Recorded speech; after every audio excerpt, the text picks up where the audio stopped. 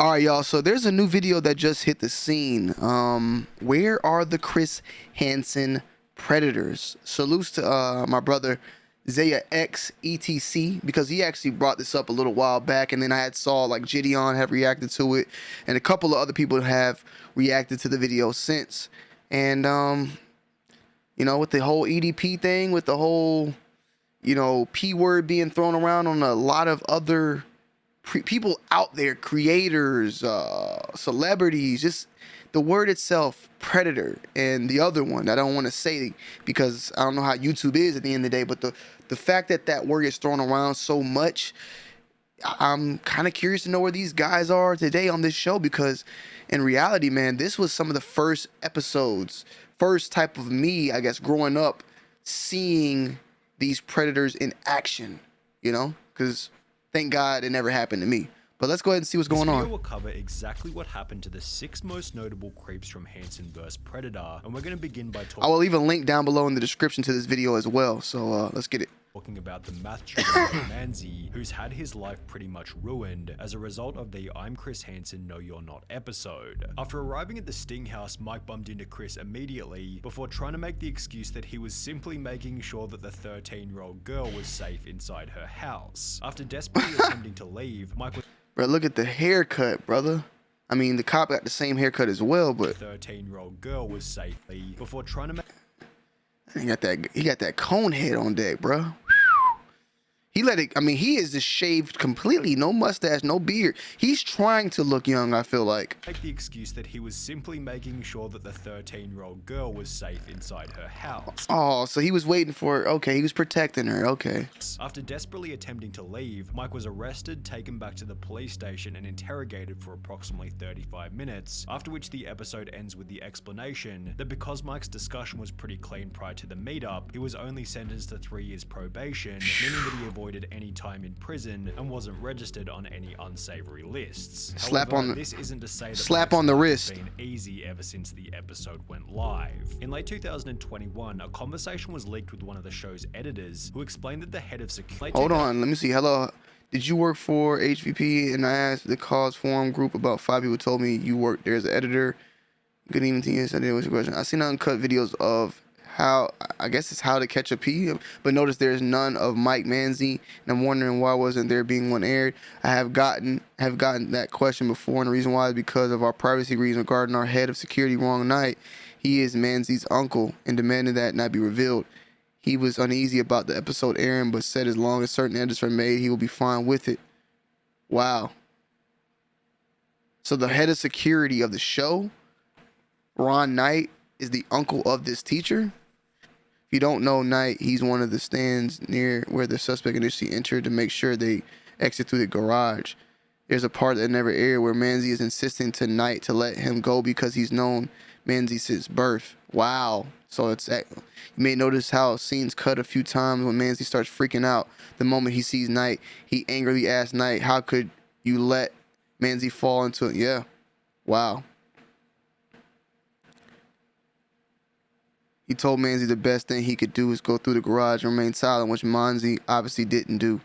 Wow, that's crazy, bro. This is the most bizarre thing I ever heard. Notice that Mike was the only predator in TC combined where he tried to reason with Ron. I didn't think anything of it. Knight was embarrassed by it and told us Manzi is not perverted in any way. He's just mischievous. So have you heard of him lately? Mike and standing each other. I haven't heard from Knight in years, but last time I checked, Manzi hates him and no longer wants to speak to him. Knight actually paid for part of Manzi's bail. And wow. 2021, a conversation was leaked with one of the show's— I hope I don't. They're probably gonna say all this now, but I had to read it, bro. I just had to. Who explained that the head of security, Ron Knight, was wow. actually Mike Manzi's uncle, and that there is a part that never aired where Manzi is insisting to Knight to let him go because he's known Manzi since birth. This is apparently why Manzi made such an effort to convince the crew to let him leave peacefully, yet his uncle told Manzi the best thing he could do is go through the garage and remain remain silent, Wow. which Manzi obviously didn't do. As a result of the episode, Mike now hates his uncle, which has more than likely led to the decline of Manzi's other family relationships. However, the most interesting thing revealed in the message exchange was that Manzi was an avid watcher of TCAP back in the day, which explains why he recognized Chris Hansen immediately. Mike has since been found on a felony dating site, as well as on Facebook under a different name. A felony dating site? They got such thing? That's crazy. Okay. Reddit user was able to get this picture, as well as apparently have a conversation with Mike, who stated that he gets recognized very often, and that Mike actually seems like a very chilled out dude. On Chris Hansen's podcast, Chris explained that Mike is no longer working in education. As far as we know, he is not tutoring or teaching anywhere. He lives with his parents. Which would explain two recently surfaced photos of Something about Chris Hansen's voice, bruh, is just scary. As far as we know, well, apparently he was last seen on the day of the 3rd, of the 4th, and the 5th of February. He brought a bag of potato chips and scattered them on the floor. And then he insisted that he wanted to have sex with her. Little does he know that we have the text messages. Mike working in a retail job, representing a pretty significant fall since tutoring for some of Connecticut's. He got some of his hair back. However, Mike still got off lightly in comparison to John Dupee, who, as a result of his appearance on the show, has now become homeless. John waltzed into the sting house without saying a word, and was so creepy that simply standing next to him was enough to terrify the decoy, yet she apparently had nothing to worry about, as he stated that he was only there to watch the. Bruh, look at this haircut, my guy. Yo, he looked like he got one of them. Hold on. I gotta show y'all.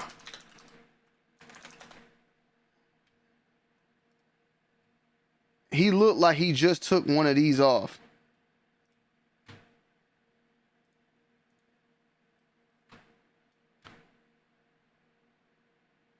Like they said he was a mailman, but he got the cafeteria cap on.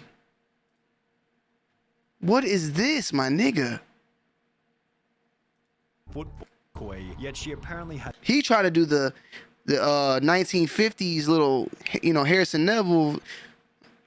I don't know what he trying to keep whatever style he did. He trying to relive it. Nothing to worry about, as he stated that he was only there to watch the football. After revealing that John was simultaneously talking to more than one minor, he was arrested, interrogated, and given a notice to appear in court, where he'd be trolled and heckled by the attendees as he pleaded guilty. And the judge actually in the case had to order the crowd to be quiet, to be orderly, because they had figured out who he was and what he was being accused of, what he was pleading guilty to. John Dupee was given an 8-year prison sentence beginning in August 2016, although this certainly isn't where the story ends. 2016? Only 4 months into his prison term, John's brother and sister were both killed in a car accident, which happened on the very same street where the sting house was located, and in case losing both of his siblings wasn't bad enough, there are unconfirmed anecdotes that John was also disowned by his parents after the episode went live. He was released from prison on the 24th of July 2018, serving just 2 years out of his 8-year sentence, yet after being released, John was forced to register on a public offender list, which displayed his address as a Connecticut homeless shelter.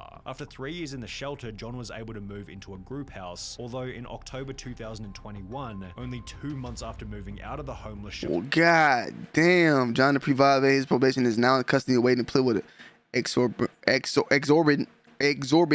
I know the word, but I can't say it, bond of $457,000.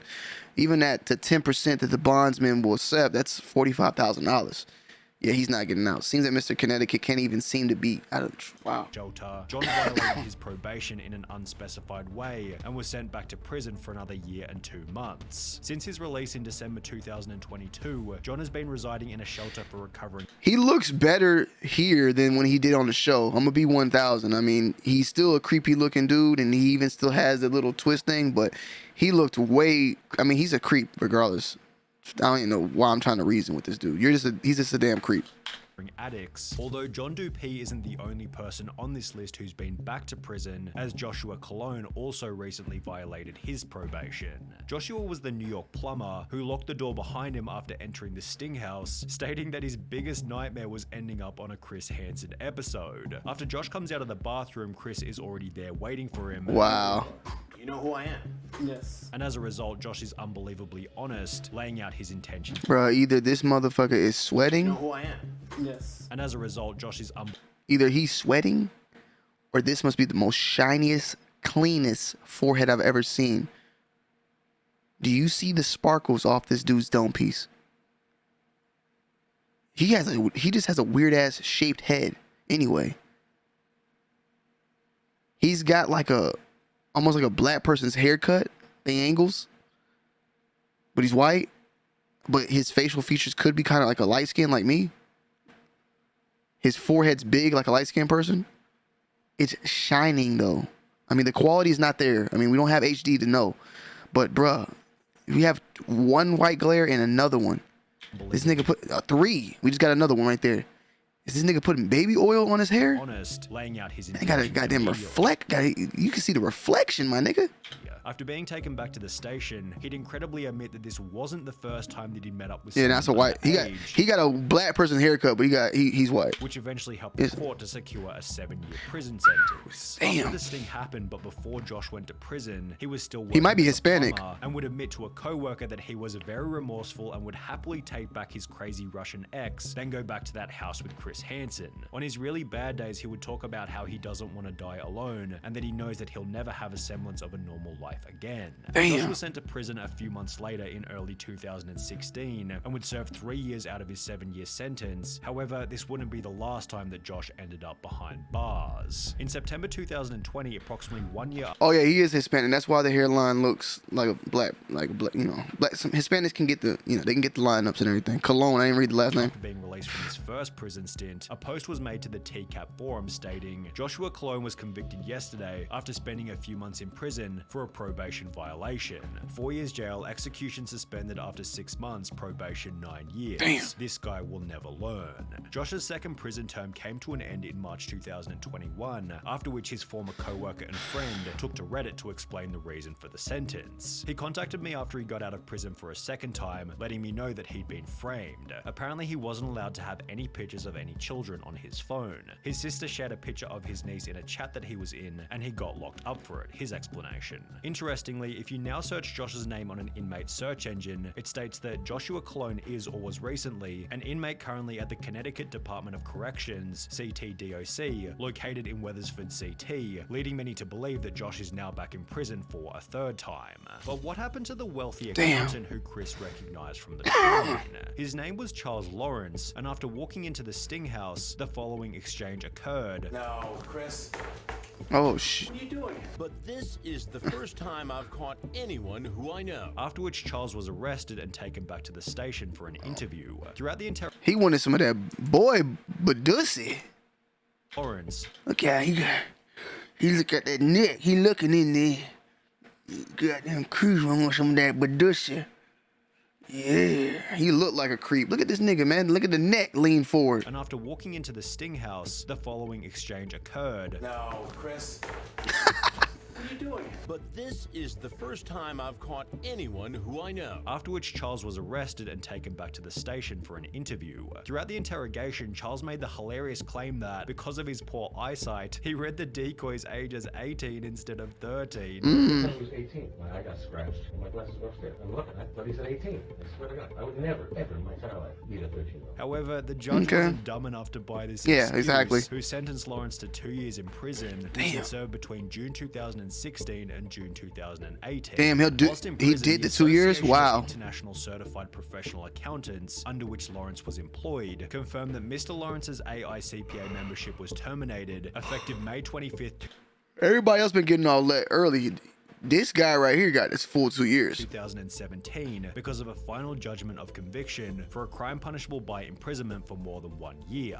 Chris also mentioned that Charles had a second job as a commercial real estate agent, and after finding Charles's LinkedIn, it states that he's the president of a company called Lawrence Real Estate Enterprises Inc., which is still active today and lists Charles as the company's CEO. However, Chris did mention on his podcast that Charles had some issues with keeping his license. I'm not clear as to whether or not he's still involved in commercial real estate. There was an issue with his license after his conviction, after he pleaded guilty. Although even if he was able to, it's unlikely that Charles would get much work these days given his reputation. In May 2021, a post was made to Reddit explaining that they saw Charles Lawrence living in an over 55s complex, which has been confirmed as true after looking up the address listed on his public offender registry. Wow. This page also That's crazy, bro. And you get that sex offender, your information, you're pretty much your information is public for the rest of your life. You can always see where they live at. When you move into an area, they're going to know. Like, people are alerted. Like, hey, you have a predator living near you. Like, even with me, like, if I want to look and see if there's any predators around me, there's a predator map. You put your address in it, and it puts where they're at. I'm not no damn predator. Don't take my words out of, yeah. But if you want to find a predator, just type in your address on a predator map, and it'll pop up one next. You might be next door to you. You never know. also shows the most recent photo of him taken in mid-2018, exhausting. And you gotta take one like what, every year, every 2 years, something like that. All of the information that we That's have creepy. on Charles Lawrence. That's crazy. However, we've got plenty of dirt on the now information. That has to be insane, bro. Like it's a disease. It's like a disease you can't get rid of. You know, it's like that HIV, man. You can't get this off your record. It's there forever. Stephen Buchanan, who gained notoriety for showing up to the Sting house with duct tape, a camera, and various weapons in his car. This was extra terrifying as after arriving at the house, he refused to enter and rather tried to coax the decoy into getting into his vehicle. Do you want to come in? Do you want to go? Can you just come in and we can chat for a little bit? What do you want to do? I'll show you around first. You got some food if you want. You want to show you around? Can we watch a movie? What about going to the movie? After being confronted by Chris, Buchanan tries to blame his depravity on the PTSD he got during his military time. Oh my in Iraq. gosh. Although despite this impediment, Buchanan still served 3 years in prison, after which fans of the show began to notice that the story he shared with Chris wasn't entirely accurate. A user by the name of Bud1985 took to Reddit in a post reading, "Stephen Buchanan. This took me a good hour of searching through old pics from Iraq, but I finally found it. I served with this turd." Bud Wow. continued in the comments by stating, "When he was active duty, he was a tank mechanic. And how do I know this? He was my tanks mechanic. He would do maintenance on it in the motor pool every Monday. He never went on a single mission. He never seen a minute of combat. He may have been through some mortar fire, but that's it. It pissed me off so bad when I heard him blame it on PTSD." The most recent photo of Stephen Buchanan comes from July 2022, which accompanies a further update from Chris Hansen's podcast. And as far as we can tell, he still lives in Connecticut with his parents, and he's working driving a large truck. Also explaining that he was able to have a conversation with Stephen's father. I called the number we had for Stephen Buchanan, and a man picked up, and it actually sounded a little bit like Stephen Buchanan, and I asked for Stephen. Right away, the man said, "Is this Chris Hansen?" And I said, "Yes, it is. This is why you're calling." I said, "I'm calling for Stephen Buchanan," and the father had the tone of a man exasperated with having to deal with the circumstances around his son. He told me that Stephen has moved on with his life, and essentially that he wants to only look forward, and then the senior Buchanan asked that I never call the number again. But while Stephen has done a pretty good job of moving on with his life, this has been significantly more difficult for Jeff Sokol, who became arguably the most notable predator. These cartoons make these guys look way more cleaner than they actually end up looking. In Chris Hansen history, after bringing a pepperoni pizza to the Fairfield Sting House. The iconic episode became etched in YouTube history, as Jeff seemed so relaxed about the confrontation that he was only able to focus on his dinner. I want to know a little bit more about you first. Can I eat first? After Jeff spent 16 minutes demolishing his pizza, he'd offer Chris a slice on the way out. You can take your pizza if you like. You want a slice? I'm good, thank you. And even after being taken back to the station, Jeff maintained the attitude that he hadn't done anything wrong, according to a source who was at the station with him. He kept his cool. He was pretty confident that he was going to be able to get out of this, be able to get a good lawyer and really take care of his case. While Jeff seemed confident that he wouldn't receive any charges, this didn't alter his reality, as after going through 3 different Man hit that. Boy, you know what he just hit?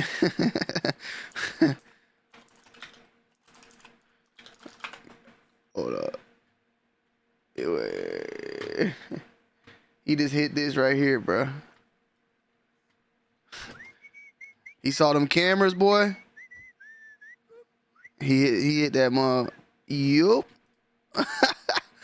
wouldn't receive any charges. This didn't alter his reality. Hit that Enough Yui that on them through boys. 3 different lawyers, he'd be sentenced to 2.5 years in prison beginning on the 27th of May 2017. Once locked up, the Jeff Sokol episode became so popular that fans of the show tracked down the restaurant from which the pizza had been ordered and began to visit the restaurant asking for the exact same pizza that Jeff had gotten. The restaurant has since had hundreds of positive reviews, many of which subtly referencing the Jeff Sokol incident, and according to an email sent to us by a fan, the restaurant had to eventually Sokol ask people to special. stop asking for the Sokol special, although there doesn't actually seem to be any evidence for this claim. By the time Jeff was released from prison in June 2019, his appearance on the show had racked up a view count in the tens of millions, leading Jeff to try and change his name legally to Sonny Derek Porter. Sokol actually went to court and petitioned to change his name to Sonny Derek Porter. A few years ago, I don't get the point of name changing when people end up finding the new name.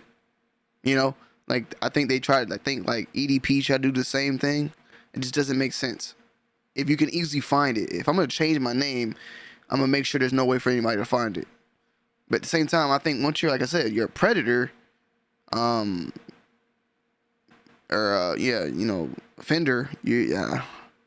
maybe it's more for paperwork type of things or a job. I don't know. Was arrested as a part of a sting operation trying to meet a girl who was underage. The sting was part of a nationally syndicated TV show, Crime Watch Daily, Hansen vs. Predator. This episode is now available online, along with many other troll videos and nasty comments from fans of the show. In the aftermath, I've experienced humiliation, harassment, and embarrassment. One could argue that this was justified, but I've surely lived with much remorse since the arrest. Since my current name will always be linked via a simple internet search, I'm requesting authorization to change my name. I'm working hard to be a better person overall and making a sincere effort to treat everyone with respect. I hope to meet new friends and acquaintances and wish not to be judged based on one gigantic mistake I made a few years ago. I hope to be judged for the person I really am, the person I am today. More than anything, I would like a second chance at a happy and safe life. However, the name change was eventually rejected, which only led to more trolling. It was then discovered that Jeff had been forced to sell his apartment, and according to this Reddit comment, which isn't the best evidence, Jeff moved in with his parents in blank. It seems like he comes from a pretty affluent family, so he probably just mooches from his parents and stays low-key. The most recent photo of him comes from early 2021, which unfortunately marks the final piece of information we have on Jeff Sokol, because despite being one of the show's most notable people, he certainly kept one of the lowest profiles. I ain't gonna lie, I thought he might have had offed himself, but there you go.